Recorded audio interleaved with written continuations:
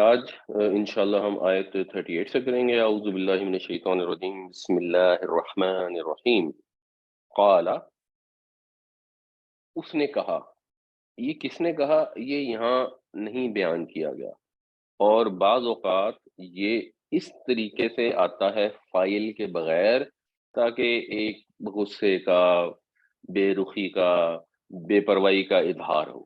تو لفظی ترجمہ ہے اس نے کہا، لیکن با محاورہ بہتر ترجمہ بنے گا کہ حکم ہوگا۔ کیا حکم ہوگا؟ ادخلو، دخلا وہ داخل ہوا، یدخلو وہ داخل ہوتا ہے، تدخلو تو داخل ہوتا ہے، ادخل تو داخل ہو، ادخلو تم سب داخل ہو۔ تو حکم ہوگا کہ داخل ہو جاؤ فی امم، اس میں دو فی آئے ہیں، ایک آیا ہے فی امم اور پھر آگے آئے گا فی النار، یعنی یہ داخل دو جگہوں میں ہونے کے لیے کہا جا رہا ہے کہ جہنم میں داخل ہو جاؤ اور امتوں میں داخل ہو جاؤ، گروہوں میں داخل ہو جاؤ۔ کن گروہوں میں داخل ہو جاؤ؟ قد خلت من قبلکم، خلا یخلو کا مطلب ہوتا ہے کسی چیز کا خالی ہونا، جس سے اردو میں خلا کا لفظ ہے۔ تو پھر جو پہلے گزر چکے ہیں لوگ، ان کے لیے بھی یہی آتا ہے۔ اگر ایک جگہ سے کوئی آدمی موجود ہے اور اٹھ کر چلا جائے تو پیچھے خلا کریٹ ہو جاتا ہے۔ خلط مونس کے لیے ہے، کیونکہ اممن جو ہے یہ ٹوٹی پھوٹی جمع ہے، تو اس کے ساتھ مونس واحد کا صیغہ آ سکتا ہے۔ تو داخل ہو جاؤ امتوں میں، قد خلط من قبلکم جو تم سے پہلے گزر چکی۔ مطلب یہ کہ پہلے سب سے پہلے والے جو گروپ ہوں گے جو آئے دنیا میں، ان کو بھیجا جائے گا، پھر اگلوں کو کہا جائے گا جاؤ تم بھی ان کے اندر شامل ہو جاؤ، جو تم سے پہلے گزر چکے، من الجن والانس، جنوں اور انسانوں میں سے، ان میں جاؤ شامل ہو جاؤ۔ کہاں پر جا کے شامل ہو جاؤ؟ فی الناری، آگ کے اندر۔ تو یہ والا جو شامل ہونا ہے یہ ساتھی ہونے کے لحاظ سے ہے، یہ والا جو شامل ہونا ہے یہ جگہ میں داخل ہونے کے لحاظ سے ہے، اور ساتھی بھی بدترین اور جگہ بھی بدترین۔ یہ انجام ہے ان لوگوں کا جو اپنے نفس کی بات مانتے ہیں، جو اپنے رب کی بات نہیں مانتے، ڈھٹائی پر اڑے رہتے ہیں، سرکشی کرتے ہیں، اسم کرتے ہیں، وہ سب چیزیں جو اللہ نے حرام ٹھہرائی ہیں ان کی طرف لپکتے ہیں۔ تو قیامت والے دن واضح الفاظ میں ان کو یہ کہہ دیا جائے گا کلیئرلی کہ گروہ کے گروہ جو ہیں جہنم میں داخل ہو چکے ہیں، اگلے گروہوں آؤ تم بھی اب داخل ہو۔ کلما، کلما کا مطلب ہوتا ہے جب جب، دخلت امتن، پھر امت کیونکہ مونس ہے تو اس کے ساتھ یہ مونس واحد کا صیغہ آئے گا، دخلا وہ داخل ہوا، دخلت وہ مونس داخل ہوئی۔ جب جب، اب کیونکہ جب جب آیا تو پھر یہ ماضی کی بجائے ترجمہ اس کا مستقبل میں ہوگا، اور ویسے بھی کیونکہ یہ قیامت کا ذکر ہو رہا ہے تو یہ شروع میں بھی ماضی کا صیغہ استعمال ہوا ہے قالا، لیکن اس کا ترجمہ ہم فیوچر میں کرتے ہیں۔ ماضی کا صیغہ قیامت کے لیے کیوں استعمال ہوتا ہے؟ اس میں ادبی لحاظ سے یہ حکمت ہے کہ قیامت کے متعلق یہ اسرٹن کیا جائے کہ یہ بالکل یقینی چیز ہے، اور ہم زبان کے اندر لینگویج میں پاسٹ کا ٹینس، ماضی کا صیغہ ان چیزوں کے لیے استعمال کرتے ہیں جو گزر چکی ہوتی ہیں، جو ہو چکی ہوتی ہیں، یعنی جو یقینی ہوتی ہیں۔ مستقبل جو ہے اس کے اندر ڈاؤٹ ہوتا ہے۔ جب آپ کہتے ہیں کہ آج بارش ہوگی تو بالکل صحیح ہے، آپ کا اندازہ صحیح نکل سکتا ہے اور ہو سکتا ہے نہ بھی ہو، مگر جب آپ کہتے ہیں کہ آج بارش ہوئی تھی، ہمارے گھر کے باہر بہت پانی اکٹھا ہو گیا تھا، تو ایک یہ یقینی بات آپ بیان کر رہے ہوتے ہیں، یہ کوئی اس میں ڈاؤٹ والی بات۔ تو قیامت اللہ تعالیٰ کے نبیوں نے، نبی کریم صلی اللہ علیہ وسلم نے اس طرح آ کر بیان کی ہے کہ یہ بالکل کلیئر ہے کہ وہ مستقبل میں ہوگی، لیکن وہ ہو کر رہنی ہے۔ اس لیے قرآن شریف میں جنرلی اس کے لیے مضارع کا صیغہ استعمال نہیں ہوتا، جنرلی ماضی کا صیغہ استعمال ہوتا ہے۔ تو جب جب داخل ہوگی کوئی امت، یا جب جب داخل ہوگا کوئی گروہ، کہاں داخل ہوگا؟ وہ پچھلے گروہوں کے ساتھ اور آگ کے اندر، وہ تو میں پہلے سے پتہ لگ گیا۔ لعنت، تو وہ لعنت کرے گا، اختہ اپنی بہن کو، یا گروہ داخل ہوگا تو لعنت کرے گا اپنے بھائی کو. اب یہ وہ جگہ ہوتی ہے جہاں انسان کو سمجھ آتی ہے کہ اب اس کا بامحاورہ ترجمہ ہی ہو سکتا ہے. یعنی امت کا ترجمہ اگر آپ نے گروہ کیا ہے تو اخت تو بہن کو ہی کہتے ہیں، تو اخت کا ترجمہ آپ یہ نہیں کہہ سکتے کہ جو گروہ داخل ہوگا اپنی بہن کو لعنت کرے گا. وہ غلط ٹرانسلیشن ہوگی، آلدو لفظی لحاظ سے بالکل صحیح ٹرانسلیشن ہوتی ہے. جب ہم لفظ و لفظ ٹرانسلیشن کرتے ہیں بنیادی طور پر ہم اس لیے کرتے ہیں کہ کیونکہ ہماری زبان نہیں ہے، ہمیں کا محاورہ آتا نہیں ہے، تو ہم پھر اس طرح کرنے کی کوشش کرتے ہیں. لیکن جب کسی عالم کی آپ ٹرانسلیشن جس کی بھی پڑھیں، اور بے شمار ٹرانسلیشن اویلیبل ہے، تو جس کی بھی آپ ٹرانسلیشن پڑھتے ہیں تو اس کے اندر پھر وہ یا تو یہاں پر جماعت کریں گے، جب بھی کوئی جماعت داخل ہوگی، جب بھی کوئی امت داخل ہوگی تو اپنی بہن کو وہ کرے گی، یا وہ ترجمہ کریں گے کہ جب بھی کوئی گروہ داخل ہوگا یا امت داخل ہوگی تو اپنے ساتھی کو لعنت کرے گی یا کرے گا.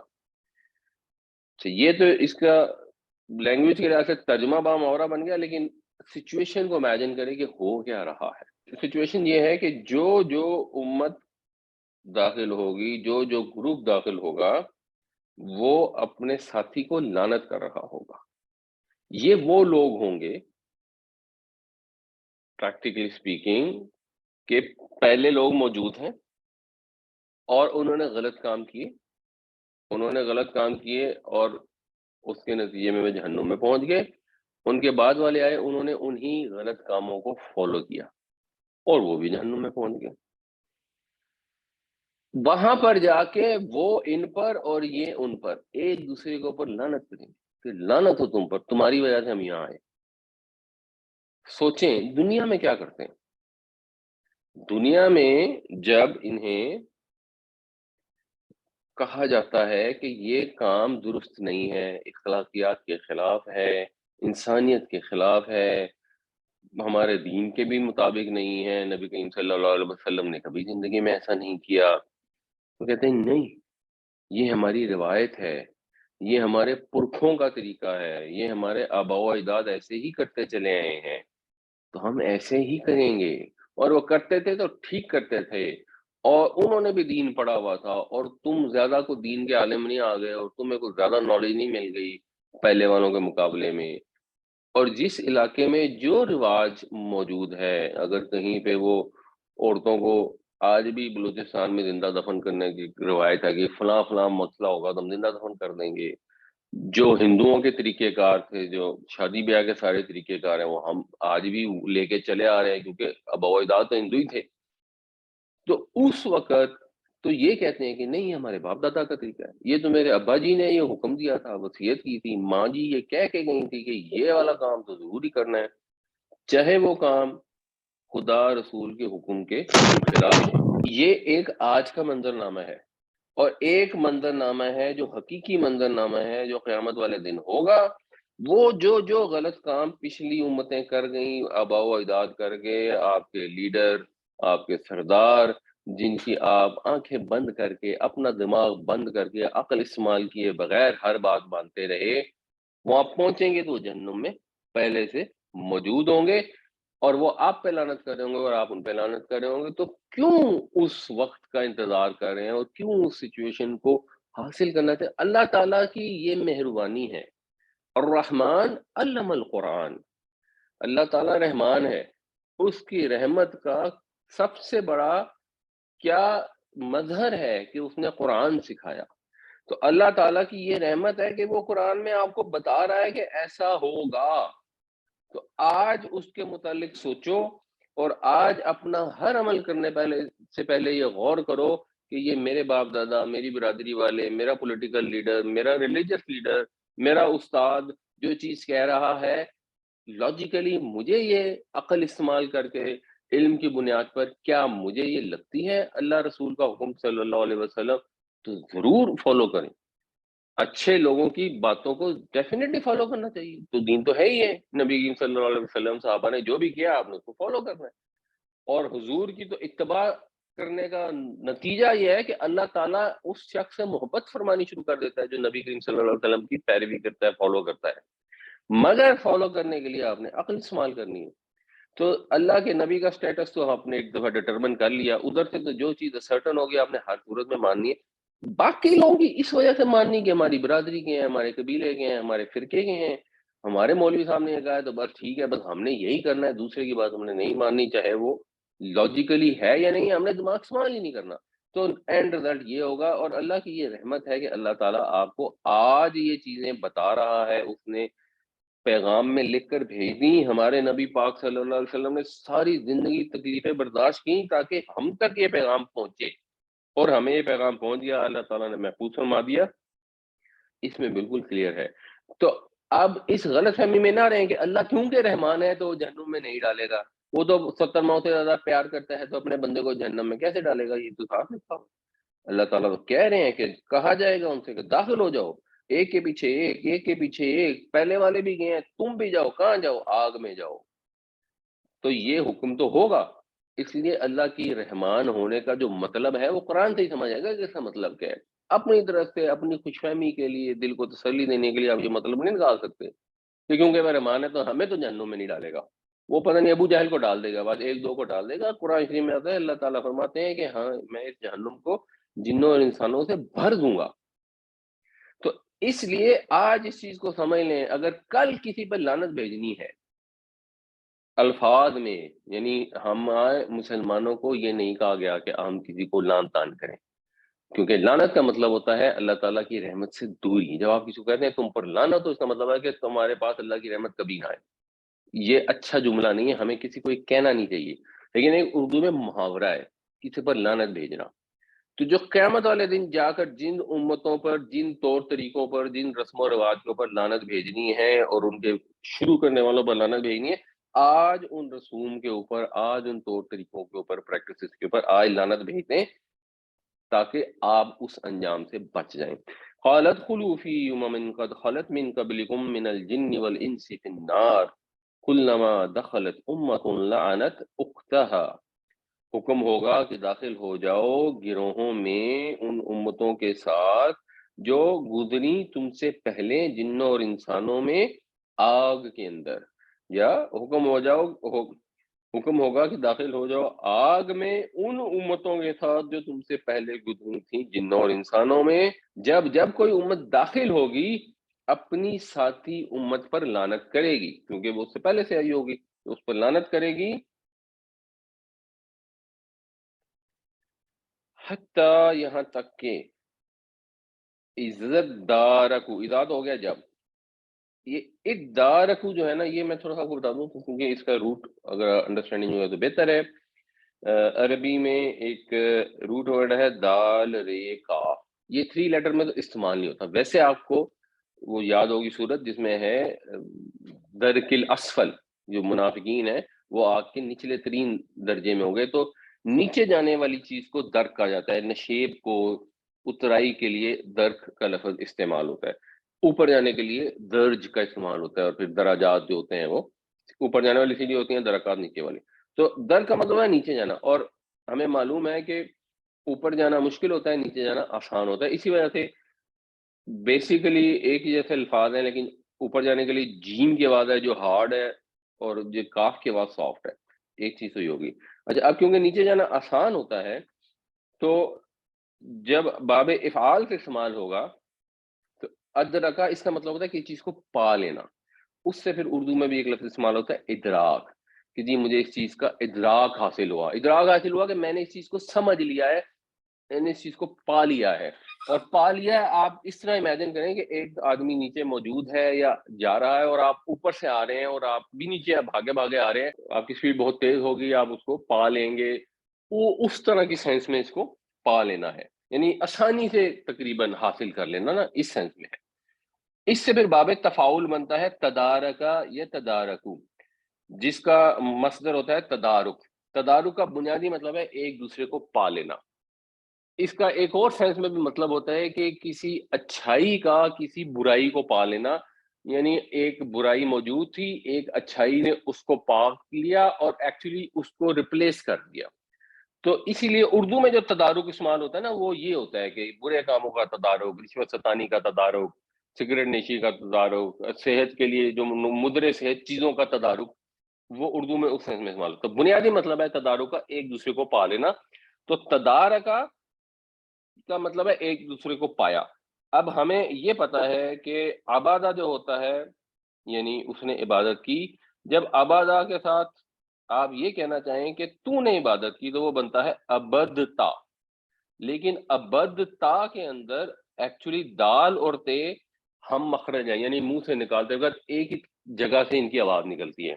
تو جب یہ اکٹھے ہوتے ہیں عام طور پہ کامن ہو جاتے ہیں. تو یا تے دال میں کنورٹ ہو جائے گی یا دال تے میں ہو جائے گی, اور یہاں پہ تے دال میں کنورٹ ہو جاتی ہے اور پریکٹیکلی یہ بن جاتا ہے ابتا. دو تے آ جاتے ہیں. قرآن شریف میں بس یوں لکھ دیتا ہے, ہمیں پتا ہوتا ہے کہ دال نہیں پڑھنی اور ہم اس کو بیسیکلی ابتا پڑھتے ہیں. تو یہاں پہ بھی یہ تے دال میں کنورٹ ہو گئی ہے, اور یہ دونوں ادھر تو دال تے میں کنورٹ ہوئی تھی شاید اس وجہ سے کہ تے بعد میں آ رہی ہے, ادھر تے دال میں کنورٹ ہو گئی. جب تے دال میں کنورٹ ہو جائے گی تو شد آ جائے گی, ہو جائے گا دار کا, لیکن دال پر شد آنی ہے تو اس لیے پہلے ایک الف لگا دی جائے گی ادار کا. اور یہ الف کیونکہ اسپیشلی لگائی ہے تو یہ حمزہ وصلی ہے, یہاں پہ جب پڑھیں گے تو یہ الف پھر ختم ہو جائے گی. تو ادار کا اس نے پایا اور ادارکو انہوں نے پایا, اور ایک دوسرے کو پانا شامل ہے. تو جب پلورل میں آئے گا تو اس کا مطلب کلیئرلی ہوگا کہ انہوں نے پایا ایک دوسرے کو, یعنی حتیٰ ادارکو یہاں تک کہ جب وہ پا لیں گے ایک دوسرے کو, یعنی جب وہ اکٹھے ہو جائیں گے فیہا جمیعن اس کے اندر یعنی آگ کے اندر, جمیعن سب کے سب. تو جب سب کے سب اس میں ایک دوسرے کو پالیں گے, جب سب کے سب اکٹھے ہو جائیں گے, یہ منظر ہوگا آگ کے اندر. مومنوں کا کیا منظر ہوگا, جنت میں پہنچیں گے, سلامتی ہوگی, ایک دوسرے کو سلام کہیں گے, مبارک کہیں گے. ادھر جب پہنچیں گے آگ کے اندر لوگ اور گروہ ایک دوسرے پر لعنت بھیجیں گے. تو جب سب اکٹھے ہو جائیں گے تو کیا ہوگا, قالت اخراہم لاولاہم, ان کے بعد میں آنے والے, اولا اول کی جمع, پہلے آنے والوں سے کہیں گے, بلکہ ان کے متعلق کہیں گے. یہ لام زیر لی کالا کی پریپوزیشن کے طور پہ بھی آتا ہے اور سمپل بھی آ سکتا ہے کہ متعلق کہیں گے, یعنی فی کے معنوں میں آئے گا. تو ان کے بعد میں آنے والے پہلے آنے والوں کے متعلق یہ کہیں گے, بلکہ دعا کریں گے. کیا دعا کریں گے, ربنا اے ہمارے رب, ہاؤلاء یضلونا یہ وہ لوگ ہیں جنہوں نے ہمیں گمراہ کیا. ضلع وہ گمراہ ہوا, اضلہ اس نے گمراہ کیا, اضلوا انہوں نے گمراہ کیا, نہ ہم کو. یا اللہ یہ لوگ ہیں جنہوں نے ہمیں گمراہ کیا. اس وقت جہنم میں پہنچ کر یہ فریاد کریں گے.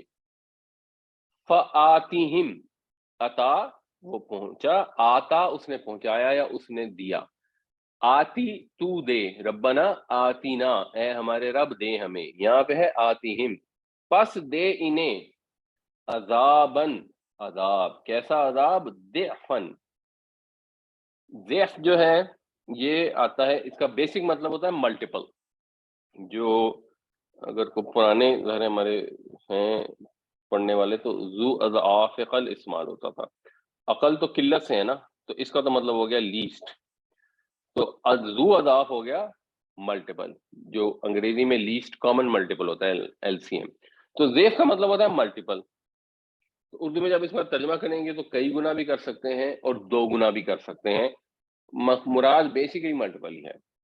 تو اے ہمارے رب انہوں نے ہمیں گمراہ کیا, ان کو دے دگنا عذاب, من النار آگ کا, ان کو جہنم کا ڈبل عذاب دینا. یہ آئے انہوں نے غلط کام کیا تو خود تو غلط کام کیا اور اس کی وجہ سے جہنم میں پہنچے, ہمارے لیے بھی بری مثال چھوڑ دے جس کی وجہ سے آج ہم بھی جہنم میں پہنچ گئے. تو ہمیں اگر 100 کوڑے مارنے ہیں تو ان کو 200 کوڑے مار, یا اللہ ان کو دگنا عذاب دے.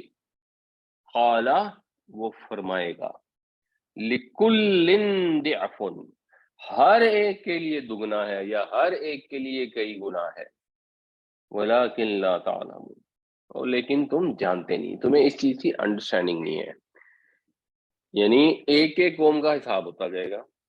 مجرمین جہنم کے اندر پھینکے جائیں گے, پہلی نسل آئے گی, اگلی نسل آئے گی, اس کے بعد جب مکالمہ ہوگا تو اگلی نسل والے کہیں گے کہ بھائی پہلی نسل کے لوگوں تم بڑے مجرم ہو, تم نے بدعتیں شروع کی تھیں, تم نے غلط رواج ڈالے تھے, غلط طریقے دین میں داخل کیے تھے, جن کی وجہ سے غلط عقیدے داخل بن گئے.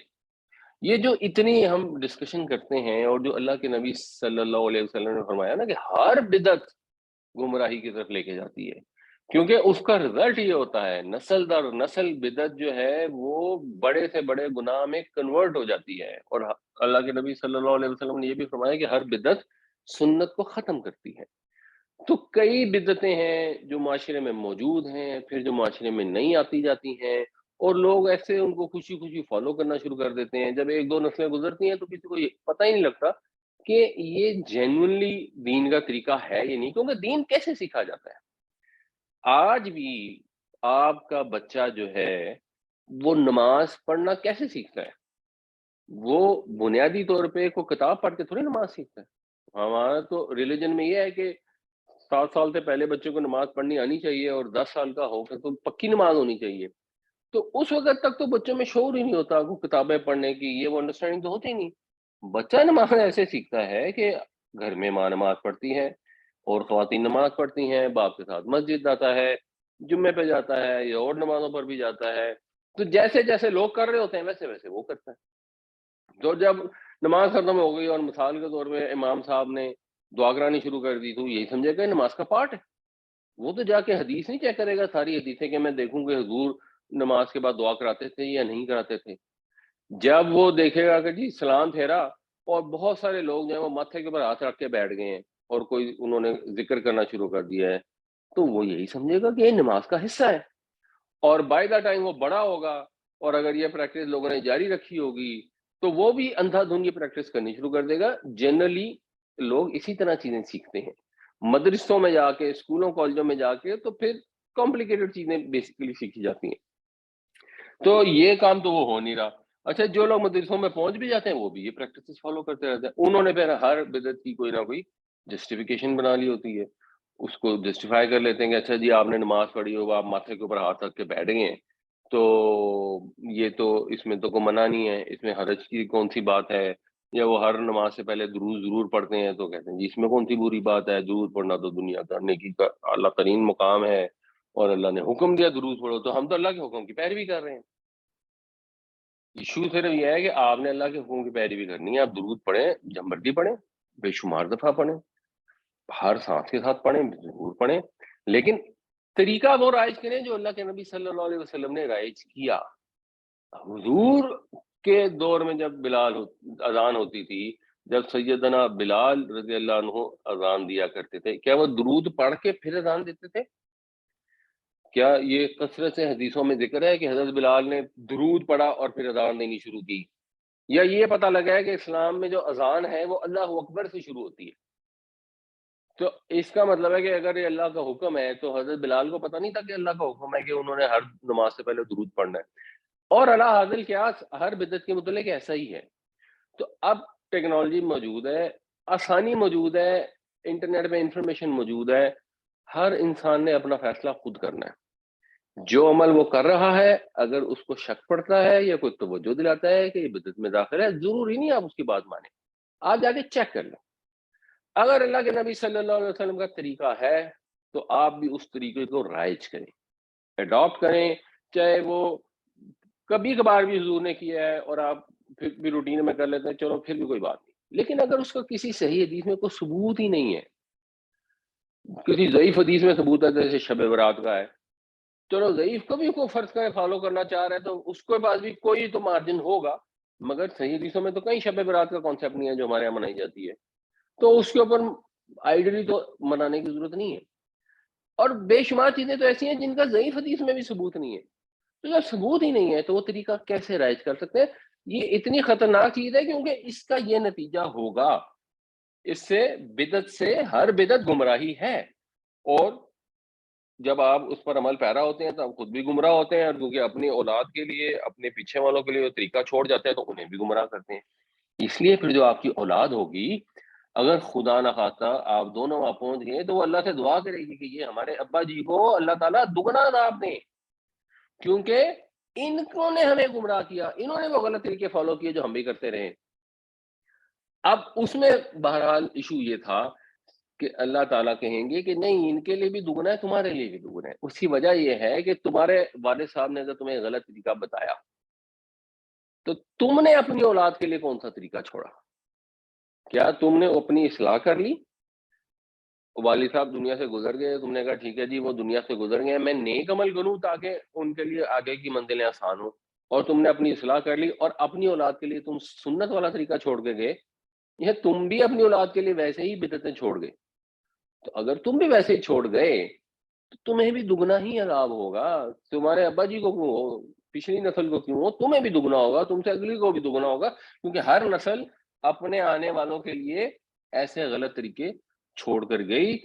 اس وقت چاہیے تھا کہ اپنی عقل سے کام لیتے، کیونکہ اللہ تعالیٰ نے عقل دی تھی، دیکھنے کی، سننے کی، سمجھنے کی صلاحیت دی تھی، نیکی بدی کا شعور دیا تھا، قرآن عطا کیا تھا، ان صلاحیتوں کو کام میں لاتے، اچھے برے کا تجزیہ کرتے، اور بلائنڈ فالوئنگ نہ کرتے اپنے علماء کی، لیڈروں کی، باپ دادا کی، دیکھ کر سوچ سمجھ کر فیصلہ کرتے۔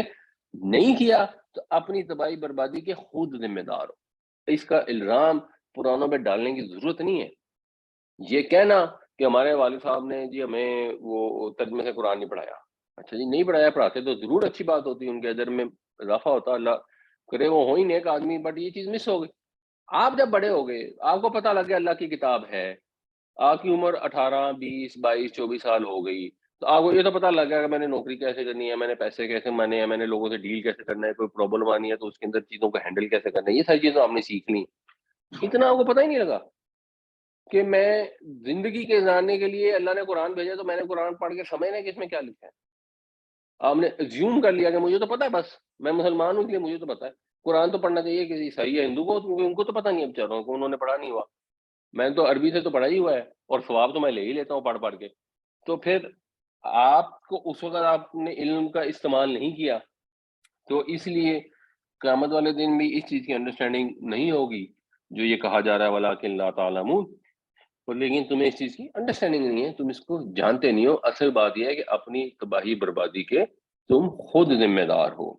حتى إذا اداركوا فيها جميعا قالت أخراهم لأولاهم ربنا هؤلاء يضلونا فآتهم عذابا ضعفا من النار قال لكل ضعف ولكن لا تعلمون، یہاں تک کہ جب وہ آ ملیں گے اس میں سب کے سب، تو کہیں گے بعد والے پہلے والوں سے، اور بعد والوں سے مراد ہے یعنی دنیا میں جو بعد میں آئے، اے ہمارے رب یہ وہ لوگ ہیں، یا کہیں گے بعد والے پہلے والوں کے متعلق، اے ہمارے رب یہ وہ لوگ ہیں جنہوں نے ہمیں گمراہ کیا، پس انہیں دگنا، کئی گنا، ملٹیپل عذاب دینا، آگ کا۔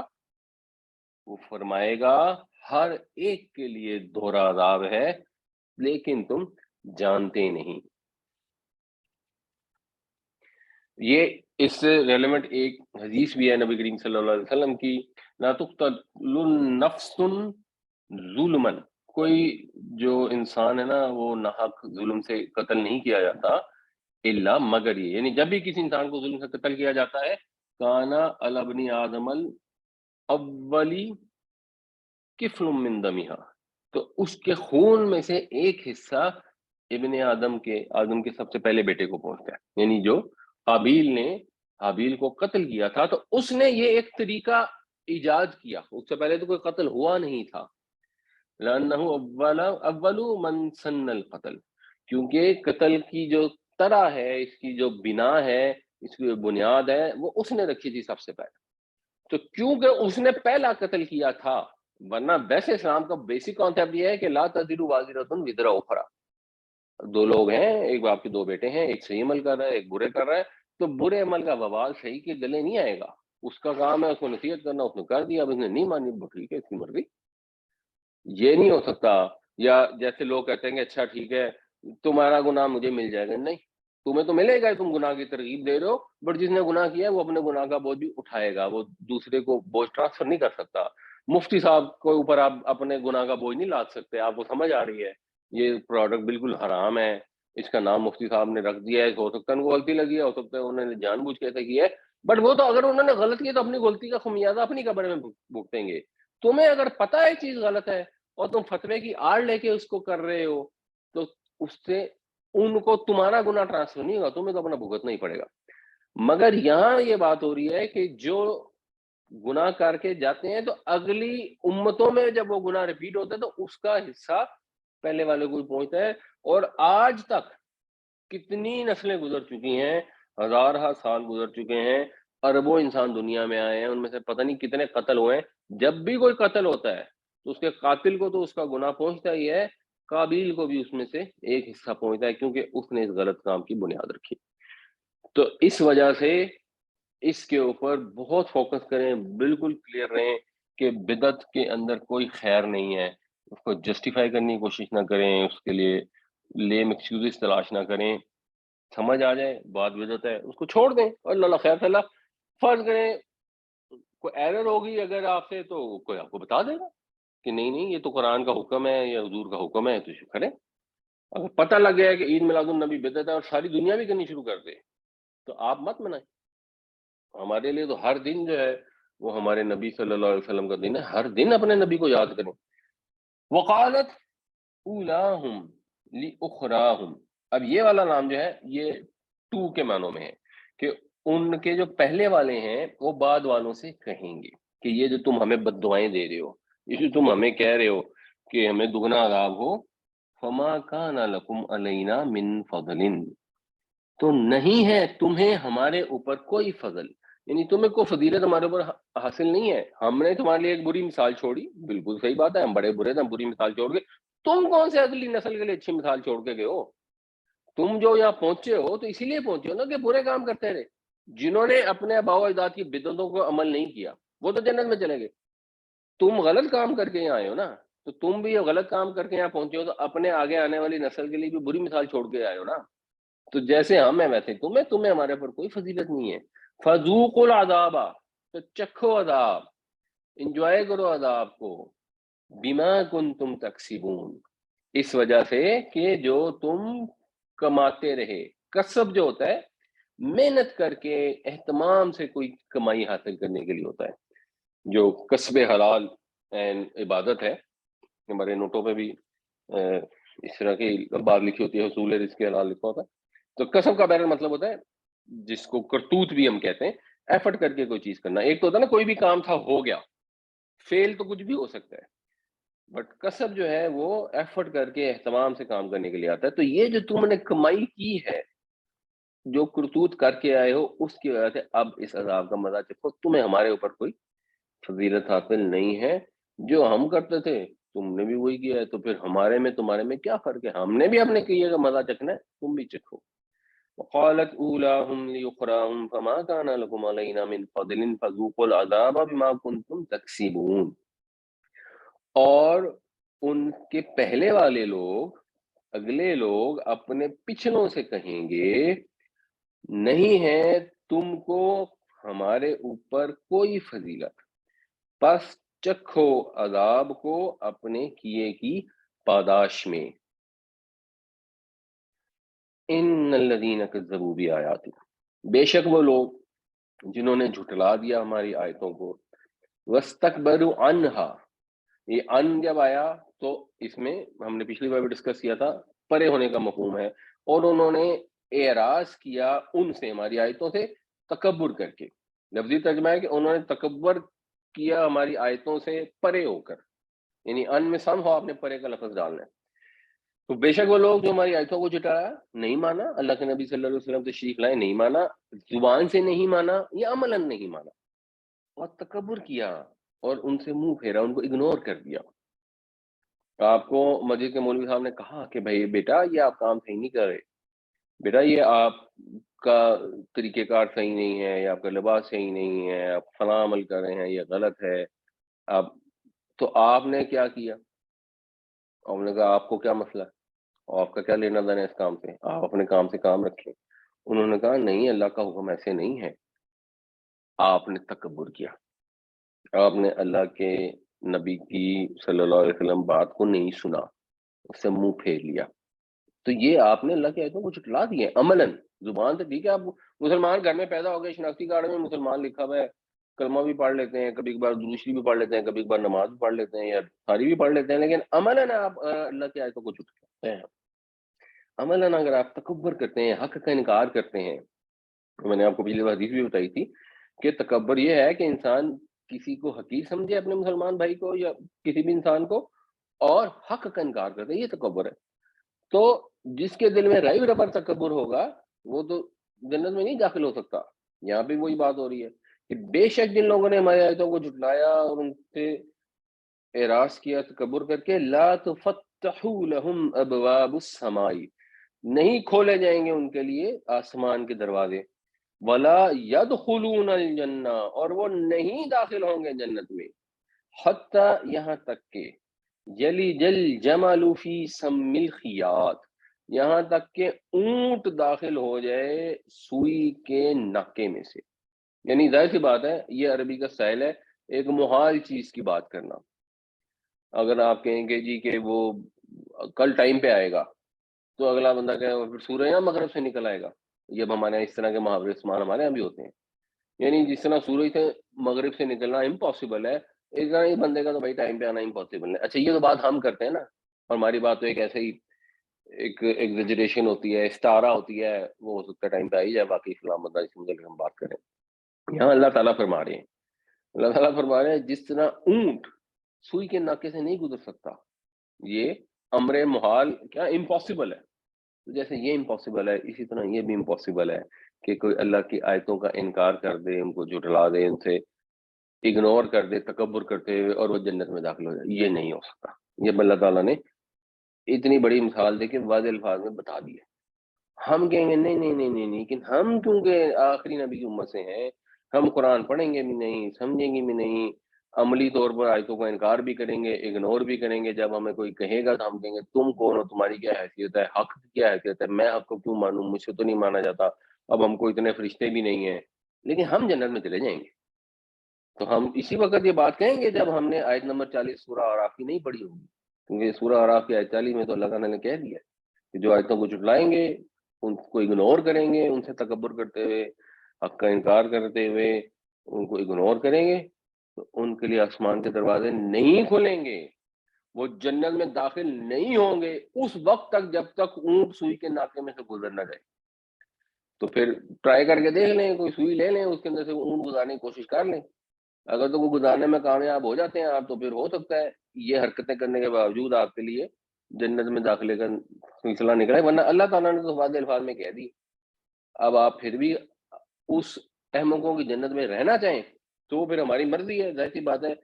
اللہ کے نبی صلی اللہ علیہ وسلم زبردستی ہمیں دین پر چلانے کے لیے نہیں آئے تھے، زبردستی تو جو معاشرے کے لیے رہنے کے لیے ضروری چیزیں ہوتی ہیں وہ کی جاتی ہیں، کہ ایک آدمی چوری کر رہا ہے تو اس کا ہاتھ کاٹ دیا جائے۔ اپنے گھر میں بیٹھ کے اگر انسان کے عمل خراب ہیں اس پہ تو کوئی زور زبردستی ہے نہیں۔ یہ جو الفاظ ہیں یلیجا، یہ ہم پہلے بھی پڑھ چکے ہیں، ولیجا کا لفظ اس میں ہوتا ہے، اس کا بنیادی مطلب یہ ہوتا ہے کسی چیز میں تنگ جگہ میں ذرا داخل ہونا، اور پھر آسمان اور زمین کا جب ذکر آتا ہے کہ دن رات میں داخل ہوتا ہے اور رات دن میں داخل ہوتا ہے، وہاں پہ بھی یہ لفظ استعمال ہوتا ہے، وہاں پر وہ باب افعال سے استعمال ہوتا ہے، یولج النہار فی اللیل۔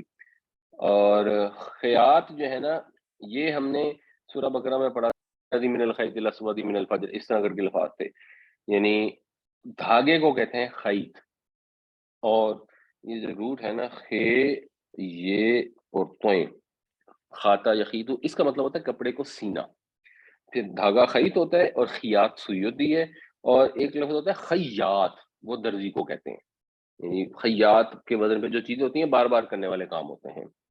سم جو ہے یہ تنگ سوراخ کو بھی کہا جاتا ہے، ویسے سم گرم لو کو بھی کہا جاتا ہے، پھر قرآن شریف میں سموم کا لفظ بھی استعمال ہوتا ہے اس سے۔ اور جمل اونٹ کو کہتے ہیں، اور جمل اونٹ کو بھی کہتے ہیں، اور ویسے جمل سے جمال ہے جس کا مطلب خوبصورت ہونا بھی ہے، یعنی جمولا یجمول کا مطلب ہوتا ہے خوبصورت ہونا، اور خوبصورت ہونا بھی ویسے ہوتا ہے، تو اونٹ کی ناک بہت خوبصورت ہوتی ہے، اس لیے وہاں سے یہ لفظ لیا گیا ہے۔ وَكَذَلِكَ نَجْزِي الْمُجْرِمِينَ، اور اسی طرح ہم جزا دیں گے مجرموں کو، یا اسی طرح ہم جزا دیتے ہیں یا سزا دیتے ہیں مجرموں کو، کہ اللہ تعالیٰ کا یہی طریقہ کار ہے، اور اللہ تعالیٰ مجرموں کو سزا دیتے ہیں، اور یہ ہم نے دیکھی ہیں۔ ہم نے دیکھا کہ نوح علیہ السلام کی قوم کے ساتھ دنیا میں کیا ہو گیا، حود علیہ السلام کی قوم کے ساتھ، لوط علیہ السلام کی قوم کے ساتھ، شعیب علیہ السلام کی قوم، مختلف رسولوں کی قوموں کے ساتھ دنیا میں ہی یہ اللہ کا عذاب آیا اور دنیا نے دیکھا اور آج بھی دنیا کو معلوم ہے، تو وہ اللہ تعالیٰ ریفر کر رہے ہیں کہ اسی طرح ہم سزا دیتے ہیں مجرموں کو، اور ہم دے دیں گے۔ اس وقت بھی حضرت نوح علیہ السلام کی قوم میں اگر چند لوگ مسلمان ہوئے، چند لوگوں نے بات مانی، حضرت لوط علیہ السلام کی قوم میں ایک وہ اور دو ان کی بیٹیاں، بس وہی دین پہ قائم رہے، وہی حق کے ساتھ کھڑے رہے، اور ان کی بیوی تک جو تھی اس کو بھی عذاب آ گیا، اس نے بھی عذاب کا مزہ چکھا۔ تو یہ تو دنیا میں ہوا ہے، تو وہ خدا رحمان و رحیم ہے، اور اس کی رحمت میں یہ چیز شامل ہے کہ ایسے لوگوں پر عذاب ہی آنا ہے۔ تو اس لیے کسی خوش فہمی میں کسی کو نہیں رہنا چاہیے۔ اس کا یہ مطلب نہیں ہے کہ ہم کہ اچھا جی ہم تو بڑے گناہ گار ہیں جی، پھر ہم تو جنت میں جا نہیں سکتے، تو بس پھر ٹھیک ہے، جو اس دنیا میں جتنے مزہ کر سکتے ہو کر لو۔ یہ شیطان کا دوسرا دھوکہ ہے۔ ایک دھوکہ وہ دیتا ہے کہ خدا بڑا رحمان ہے، تمہیں جہنم میں کیوں ڈالے گا، غلط کام کیے جاؤ کوئی بات نہیں۔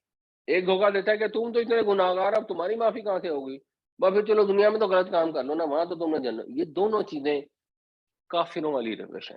اللہ کی رحمت سے نا امید ہونا، مایوس ہونا، یہ بھی کفر ہے، اور اللہ کے عذاب سے نہ ڈر ہونا، یہ بھی کفر ہے۔ تو صحیح راستہ یہ ہے کہ ہم غلط کام سے باز آئیں۔ انسان ہے، کمی کوتاہی خطا گناہ جذبات سے مغلوب ہو کر غلطیاں پھر بھی ہوں گی، گناہ پھر بھی ہوں گے، جلد از جلد اپنے رب سے توبہ کریں، ہر وقت جستجو میں لگے رہیں کہ اپنی اصلاح کرتے رہیں۔ ہر وقت نیک عمل کرنا بہت مشکل ہے، شاید کلوز ٹو امپاسبل ہو، لیکن ہر وقت اس جستجو میں رہنا کہ میں نیک کام کروں، اور اگر مجھ سے کوئی برا کام ہو جائے تو میں اس کی اصلاح کر لوں، یہ مشکل نہیں، اس میں تقریباً کوئی مشکل نہیں۔ آپ کوئی بھی غلط کام کر رہے ہیں، آپ اگلے دن بیٹھ کے سوچیں اور آپ کہ اب میں نے نہیں کرنا، تو کون سی مشکل ہے اس کے اندر؟ مطلب اگر کوئی بھوک سے مر رہا ہے اور اس نے کوئی حرام کھا لیا جس طریقے سے بھی مرضی، تو وہ تو ویسے ہی اس میں تو ایکسیپشن ہے۔ ادروائز اگر ایک آدمی ہے، وہ ایک چلو اس کی ایک گزارے لائق تنخواہ ہے جتنی بھی ہے، اور اس کے بعد اس کو حرام کی اپرچونٹی ملتی ہے، اب اس کو ریفیوز کر دیتا ہے ٹیمپررلی، اس کو اگر نہیں ریفیوز کر سکا، اس نے لے لیا کھا لیا جو بھی کر، اب اگلے دن بیٹھ کے اس نے سوچا کہ کل میں نے حرام کام کیا ہے تو آئندہ میں نہ کروں، تو ایسا نہیں ہے کہ امپاسبل ہے کہ وہ اس سے باہر آ جائے۔ دنیا میں بے شمار لوگ ہیں جو نہیں کرتے، بے شمار لوگ ہیں جو رزق حلال کھاتے ہیں۔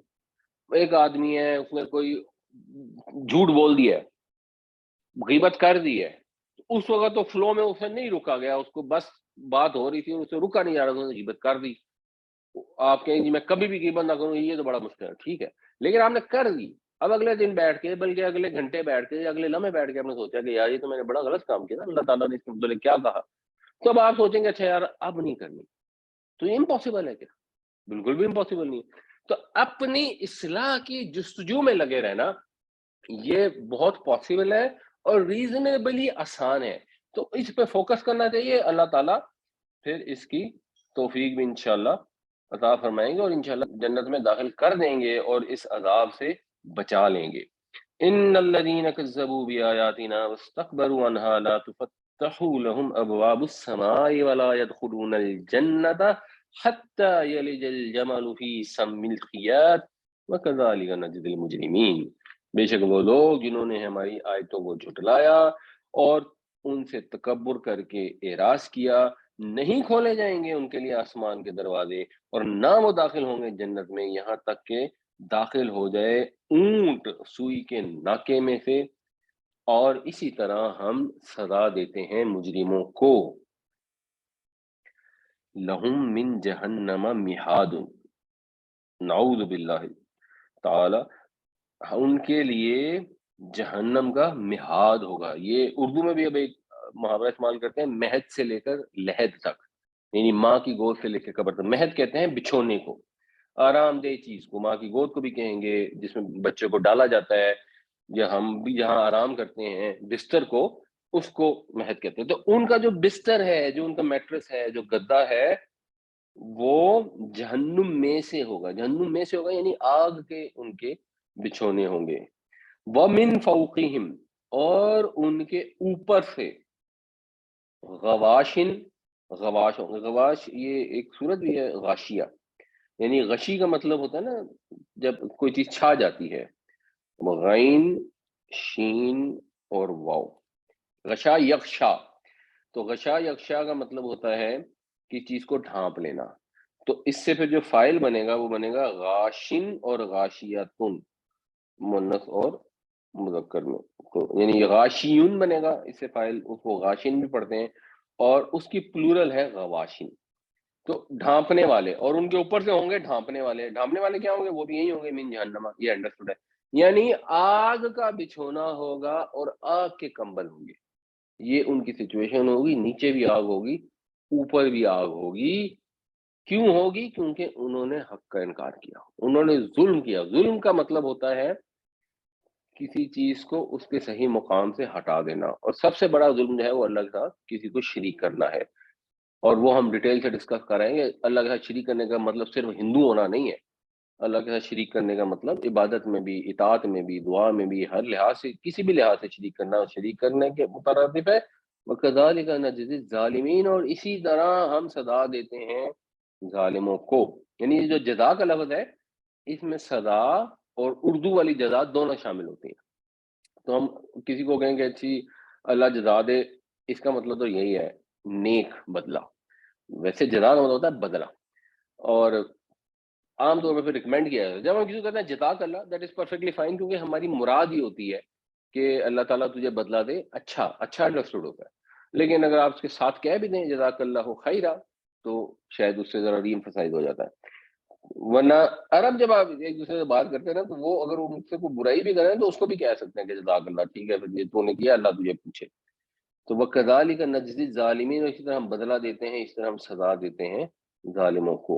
لَهُم مِّن جَهَنَّمَ مِهَادٌ وَمِن فَوْقِهِمْ غَوَاشٍ وَكَذَلِكَ نَجْزِي الظَّالِمِينَ، ان کے لیے دوزخ میں سے ہی بچھونا ہوگا اور اسی کا اوڑھنا ہوگا، اور اسی طرح ہم ظالموں کو سزا دیتے ہیں۔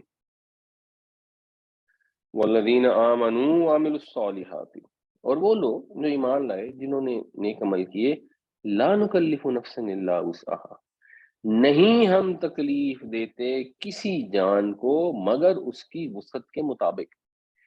یعنی بعض اوقات لوگ کہتے ہیں کیا کریں جی، بڑی مجبوری ہے، یہ جی رشوت نہ کھائیں تو مر جائیں، حالانکہ ایسا نہیں ہے، رزق تو اللہ نے اپنے ذمہ لیا ہوا نا۔ جی فلاں کام نہیں کریں گے تو بس بالکل برباد ہو جائیں گے، ٹھیک ہے، آپ نے ایک اسیسمنٹ کرنی ہے، اسیسمنٹ جیسے قرآن نے آپ کو اجازت دی ہے کہ ٹھیک ہے اگر ایکسٹریم کنڈیشن ہو گئی تو اب آپ پوک بھی کھا سکتے ہیں، خنزیر بھی کھانے کی اجازت ہے، لیکن ایسا نہ ہو کہ آپ وہ کھائیں اور آپ اس کو میں دوبارہ ایک خواہش ہو اور بغاوت کا سرکشی کا عنصر ہو، وہ والی چیز نہ ہو۔ بہت مجبوری کی حالت میں کھا سکتے ہیں، بہت مجبوری کی حالت میں کوئی سود بھی کھا سکتے ہیں، مگر ایفرٹ کنسسٹنٹ ہونی چاہیے کہ اس سے نکلیں اور طریقہ سوچیں، اور اللہ تعالیٰ پھر نکال بھی دیتا ہے۔ تو یہ نہیں ہے کہ جو اللہ تعالیٰ نے ہم سے ڈیمانڈ کی ہے، لیکن اللہ نے سود حرام کر دیا، ہم کہ سود کے بعد تو کاروبار چل ہی نہیں سکتا، اللہ نے سود حرام کیا، تو اللہ تعالیٰ کہہ رہے ہیں ہم کسی جان پر اس کی وسعت سے بڑھ کر بوجھ نہیں ڈالتے، تکلیف نہیں دیتے، ہم نہیں تکلیف دیتے کسی کو اس کی وسعت کے سوا۔ تو اگر اللہ نے سود حرام کیا ہے تو انسان کی وسعت میں ہے، اس کی کیپیسٹی میں ہے کہ اس کے بغیر کام کر لے، ایسا نہیں ہے کہ اس کے بغیر کام ہو نہیں سکتا۔ اگر اللہ تعالیٰ نے غصہ حرام کیا ہے تو انسان کی کیپیسٹی میں ہے کہ غصے کے بغیر زندگی گزار لے۔ اور کوئی کہ نہیں نہیں میرے لیے تو پاسبل نہیں ہے، میرے سے تو برداشت نہیں ہوتا، میں تو یہ کر نہیں سکتا، وہ ایک غلط سٹیٹمنٹ ہے۔ ٹھیک ہے، ٹیمپریرلی ہو سکتا ہے کہ غصے میں اتنا اس کا اینگر مینجمنٹ اتنی خراب ہو چکی ہے کہ اس وقت وہ نہیں ہے، تو اس کو گریجولی اس کو امپروو کرنا پڑے گا۔ ان جنرل کوئی ٹیمپریرلی تو ہو سکتا ہے کہ کسی انسان کے بس سے کوئی چیز باہر ہو، ورنہ پرماننٹ بیسس آدمی غلط کام کرتا رہے اور کہے کہ میری بس سے باہر ہے، میں کبھی بھی نہیں اس کو ٹھیک کر سکتا، میں کبھی بھی شراب نہیں چھوڑ سکتا، سگریٹ نہیں چھوڑ سکتا، غلط کام نہیں چھوڑ سکتا، بے حیائی نہیں چھوڑ سکتا، غیبت نہیں چھوڑ سکتا، جی میرے لیے تو پاسبل ہی نہیں ہے، اس سے نہیں، یہ بات نہیں ہے۔ کلیئرلی اللہ تعالیٰ نے انسان کے اوپر اس کی کیپیسٹی سے زیادہ تکلیف نہیں ڈالی۔ اور یہ بات ویسے یہاں کیوں ہو رہی ہے؟ یہ ایک جملہ معترضہ کے طور پہ آ رہی ہے کہ وہ لوگ جو ایمان لائے اور نیک عمل کیے، تو یہ کوئی مشکل کام نہیں ہے یا امپاسبل کام نہیں ہے، یہ اس لیے بات آ گئی، ورنہ بات بیسیکلی ہے کہ وہ لوگ جو ایمان لائے، عمل صالح کیے، اولئک اصحاب الجنہ، وہ جنت والے ہیں۔ رول سیدھا سیدھا ہے، کسی نبی کی امت میں پیدا ہو جانے سے کوئی جنتی یا دوستی نہیں بن جاتا کہ وہ عیسائیوں کے یہاں پیدا ہو گیا تھا پکا پکا دوستی، انہیں لازمی جہنم میں جانا ہے، اور یہ مسلمانوں کے بائی چانس پیدا ہو گیا تو پکا پکا جانتی ہے لازمن جنت میں جانا ہے، عمل جیسے مطلب نہیں، ایسے نہیں ہے. صحیح عمل کریں گے، عیسائی صحیح عمل کرے گا تو اللہ اس کو توفیق دے گا اور مسلمان ہو جائے گا، وہ بھی جنت میں جائے گا. اور مسلمان پیدا ہو گیا اور غلط عمل کرے گا تو جنت میں نہیں جا سکتا. جنت میں وہی جائیں گے جو ایمان بھی لائیں گے اور عمل صالح بھی کریں گے. ہم فیہا خالدون، وہ ہمیشہ ہمیشہ اس میں رہیں گے. جہنم والے بھی ہمیشہ اس میں رہیں گے، جنت والے بھی ہمیشہ اس میں رہیں گے. والذین آمنوا وعملوا الصالحات لا نکلف نفسا الا وسعها اولئک اصحاب الجنہ ہم فیہا خالدون.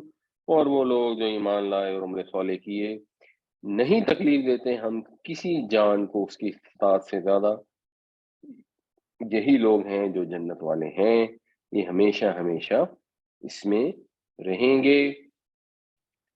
وَنَزَعْنَا مَا فِي صُدُورِهِم مِّنْ غِلٍّ، نزع کا مطلب ہوتا ہے کھینچ لینا، اس لیے جان کھینچنے کے وقت کو نزع کا وقت کہتے ہیں. اور ہم کھینچ لیں گے ان کے دلوں میں سے من غل، غل کہتے ہیں کسی کینے کو، خلش کو، کدورت کو. تو ان کے سینے کی ہر خلش کو ہم کھینچ لیں گے، یعنی مومن وہاں پہنچیں گے جنت میں تو ان کے دل میں اب کوئی غم نہیں ہوگا، کوئی اندیشہ نہیں ہوگا، کسی کے ساتھ کوئی برے جذبات نہیں ہوں گے. اللہ تعالیٰ دل صاف کر کے بھیجیں گے. تجری من تحتہم الانہار، ان کے نیچے نہریں بہتی ہوں گی، یعنی وہ باغ ایسے ہوں گے جن کے نیچے نہریں بہتی ہوں گی. وقالوا الحمد للہ الذی ہدانا لہذا، اور کہیں گے اللہ تیرا شکر، سب تعریف اللہ کے لیے ہے جس نے ہمیں ہدایت دی اس جنت کے لیے. یہ اللہ کی مہربانی ہے جس نے ہمیں توفیق عطا فرمائی، جس کی وجہ سے ہم یہ مسلمان کا یہ رویہ ہونا چاہیے. اگر وہ کوئی کامیابی حاصل کرتا ہے دنیاوی لحاظ سے، یا وہ کوئی نیک عمل کر لیتا ہے، تو یہ نہ سمجھے کہ جی میں بڑا محنتی، میں بڑا نیک، میں تو تہجد پڑھتا ہوں.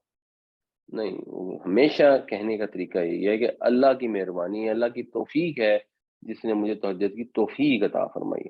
وما كنا لنهتدي لولا ان هدانا اللہ، اور ہم ہرگز نہیں تھے ہدایت پانے والے اگر اللہ نے ہمیں ہدایت نہ دی ہوتی، اللہ نے توفیق نہ دی ہوتی، ہدایت نہ بخشی ہوتی، تو ہم کبھی بھی ہدایت نہ پانے. یہ ایک مومن جنت میں پہنچ گیا اور ریلیکس ہو گیا ہے.